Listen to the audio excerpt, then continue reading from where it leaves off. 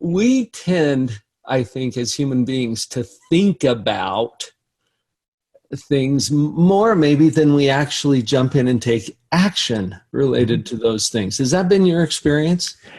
It is my experience, and I find that in general that people who are the most intelligent or smartest people are often the same people who have the biggest problem with procrastination, because there's this underlying view that we have to have everything figured out in our head before we can actually take action. Right.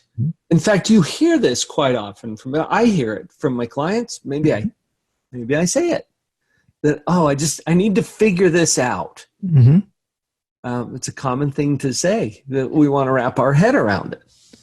Yeah, and that may work sometimes with simple problems, but I think one of the discoveries that I've made in terms of working with this material is that taking action is actually a way of figuring things out. That we jump into things, we take that first step, and suddenly we begin to understand things from a different perspective, or we understand what we need to do or not to do.